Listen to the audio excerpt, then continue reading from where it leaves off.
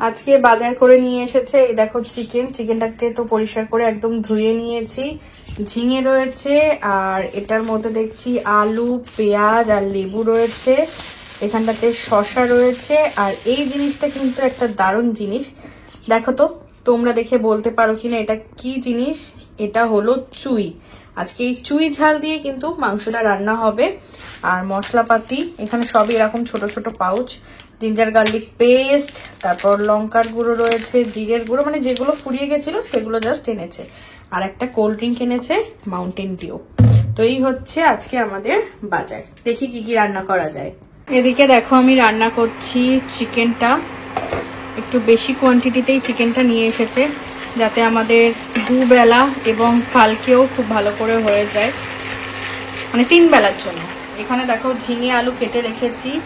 আর বাসন কোসন যা কিছু ছিল সব মেজে টেজে পরিষ্কার করে রান্নাঘরটা মোটামুটি একটু ক্লিন আপ করেছি। গ্রামের বাড়ি ছেড়ে ফ্ল্যাটে রয়েছি বেশ কদিন হলো, আর 2-1 দিনও তো থাকবো। তোমরা যারা আমার ভিডিও দেখো, তোমাদের আমার গ্রামের বাড়ির ভিডিও দেখতে বেশি ভালো লাগে নাকি ফ্ল্যাটের বাড়ির ভিডিও দেখতে বেশি ভালো লাগে? অবশ্যই কিন্তু কমেন্ট করে জানাতে ভুলো না। 5 তলার উপরে তো খুব একটা যে ধুলো ময়লা হয় তেমনটা নয়, তাও একটু ঝাঁট দিয়ে দিলাম। এইটার ভিতরে বলতে পারো এক ধরনের সংসার রয়েছে। হঠাৎ করে চামচ খুঁজে পাচ্ছি না, এই দেখো চামচ, দেখো এতগুলো কাটা চামচ, আবার এতগুলো চামচ। এই চামচগুলো দেখো কত সুন্দর দেখতে। কবে কেনা ছিল আমার খেয়ালই নেই, আর আমি চামচ খুঁজে বেড়াচ্ছিলাম। পুরো সেট রয়েছে, বুঝেছো? পুরো সেট। এরকমই হয়, বুঝলে তো? সংসারের জিনিস কখন কোথায় কোনটা রাখি। আর দুটো সংসার হলে তো মাথাতেই থাকে না। এখানে কাপের কতগুলো সেট, মানে পুরো একটা সংসার বলতে পারি। কাজকর্ম সব শেষ করে ফেলেছি। আর তোমাদের অনেকে, আমার নতুন বন্ধুদের রিকোয়েস্ট ছিল যে তোমাদের ফ্ল্যাটটা একটু ঘুরে দেখাতে। তো এটাই হচ্ছে আমাদের ফ্ল্যাটের মেইন ডোর। চলো এন্ট্রি করা যাক আমাদের ফ্ল্যাটে। Welcome welcome welcome. তো আসো। তো ফার্স্টেই যে ফ্ল্যাটে ঢুকে চোখে পড়ে, মানে তোমাদের আগে ব্লগে দেখেছি, আজকে একটু সুন্দর করে সাজিয়েছি তো তাই একটু নতুন করে দেখাচ্ছি। একটা ওপেন কিচেন রয়েছে, দেখো বাসন কোসন মেজে একদম ঠিকঠাক করে রেখেছি। এখানে আমার রান্নাও কমপ্লিট হয়ে গিয়েছে। তারপর এখানে ফ্রিজ রয়েছে, মাইক্রোওয়েভ রয়েছে, চিমনি আর গ্যাস ওভেন তো এখনো কিনে উঠতে পারিনি, তো এতটুকুই। এখানে একটা এল প্যাটার্নের সোফা রয়েছে। এই ওয়ালটা হচ্ছে পেইন্টিং করা, কিন্তু খুব তাড়াতাড়ি এই ওয়ালটাকে আমরা ওয়ালপেপার লাগিয়ে নেব। দুটো ফ্যান, এসি, আর এটা হচ্ছে আমাদের 4 সিটার একটা ডাইনিং টেবিল রয়েছে। আর এখানে রয়েছে একটা কাউন্টার, যেখানে সুন্দর করে কাঁচের গ্লাস গুলো হ্যাং করা রয়েছে, সাজানো রয়েছে। এখানে একটা স্টোরেজ রয়েছে, আর ওইদিকে ব্যালকনি রয়েছে। আর এই হচ্ছে আমাদের টিভি ক্যাবিনেট, যেখানে টিভিটা জীবনেও তোমরা দেখোনি যে আমরা দেখছি, বা আমরা নিজে কোনোদিনও দেখিনি, জানো তো। উপরে আমাদের ওই এয়ারটেল ফাইবার রয়েছে, ঠাকুরের ছবি, এখানে একটা সাউন্ড সিস্টেম রয়েছে, আর উপরে রয়েছে দাদুর ছবি। আর সুন্দর একটা ফল সিলিং ডিজাইন করা রয়েছে। এদিকে আসলে এখানে আমাদের একটা কমন বাথরুম পড়বে, বাথরুমের টুর আর কি দেবো। এখানেও একটা ডিজাইন। আর এটা হচ্ছে আমাদের একটা ছোটখাটো বেডরুম, আসো, বা গেস্ট রুমও বলতে পারো, কারণ আমরা দুজন ছাড়া তো এখানে কেউ থাকি না। তো এখানে একটা খাট রয়েছে, ওয়ার্ডরোব রয়েছে, ড্রেসিং টেবিল রয়েছে। ফল সিলিং এর ডিজাইনটাও দেখে দাও, কিন্তু এই ঘরটা এসি লাগানো নেই। তো সমস্তটাই কিন্তু সেম এই যে উড দিয়ে করা, মানে সানমাইক। আর এটা হচ্ছে শু ক্যাবিনেট ছিল, যেটা এখন ওই জল ভরার জায়গা বা জলের বোতল টোতল রাখা থাকে। এর ভিতরে মিক্সার গ্রাইন্ডার, আর সব খাটি কিন্তু ওই করা ড্রয়ার সিস্টেম করা রয়েছে। তো এই চলে গেল একটা ঘর। এন্ড এই ঘরটাই হচ্ছে আমাদের মাস্টার বেডরুম, যেখানে খাট, ওয়ার্ড্রব, ড্রেসিং টেবিল এবং একটা রয়েছে এদিকে অ্যাটাচ বাথরুম। ঠিক আছে, এই ঘরটাতে এসি লাগানো রয়েছে আর দুটো জানলা রয়েছে এই ঘরটাতে। এগুলো চেঞ্জ করে দেবো আমরা এর পরের বার এসে। ওটা হচ্ছে আমরা চেঞ্জ করে দেব। তো আজকে দেখো আমি সবকিছু একদম নিট এন্ড ক্লিন করে সাজিয়ে গুছিয়ে মানে রেখেছি বলেই তোমাদের সঙ্গে নতুন করে দেখালাম, তাছাড়া আর কিছুই নয়। আর মানে ওয়াল পেইন্ট গুলো তো তোমরা আগেও দেখেছো, পুট্টি করা, এরকম ইংলিশ টাইপের কালার করা, পেস্টেল কালার করা। তো কেমন লাগলো তোমাদের পুরোটা ঘুরে দেখালাম, অবশ্যই কিন্তু কমেন্টে জানিও। কারা কারা আমাদের ফ্ল্যাটের এই ট্যুরটা নতুন দেখছো, অবশ্যই কিন্তু তোমরা কমেন্ট করে জানিও, কারণ আমাদের নতুন বন্ধুদের জন্যই কিন্তু নতুন করে এটা দেখানো। সন্ধ্যেবেলায় বেরিয়ে পড়েছিলাম বাইক নিয়ে দুজনে। রুমাদের বাড়ি যাওয়ার ছিল, আর হঠাৎ করে সার্ভিস সেন্টার থেকে ফোন করে বললো আমাদের ফোন নাকি ঠিক হয়ে গেছে। ফোনটা ঠিক হলো অবশেষে, এখন সবকিছু ওকে, ক্যামেরাও চলছে, সবকিছু ওকে হয়ে গেল। ফোনটা নিয়ে যাই, একটা ব্যাক কভারও লাগিয়ে নিলাম, আর ফোনটা মোটামুটি রেডি। চলো এবার বাড়ি যাই।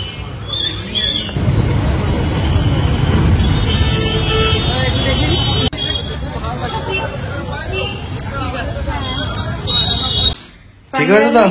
ফোনটা যে ঠিক হলো, এগুলো গাদার দেওয়া কেন? ওই স্টিকার লাগিয়ে নিয়ে এসছে না, স্টিকার লাগিয়েছে শুকিয়ে যাক। জন্য, কিন্তু স্টিকারটা আমার অতটা পছন্দ হয়নি। ওই ছাড়া ভালো কিছু ছিল না। তো আমি একটু দেখি যে ক্যামেরাটা চলছে কিনা। আমি তো শুনলাম চলছে। ক্যামেরা চলছে তো, সবকিছু ঠিক আছে। দাঁড়াও দেখি কোথায় গেল সব। কি হলো?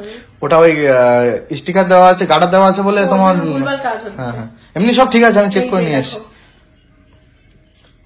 আমি একটা ছবি তুলি, মানে ঠিক মনে হচ্ছে নতুন ফোন কেনার ফিলিং।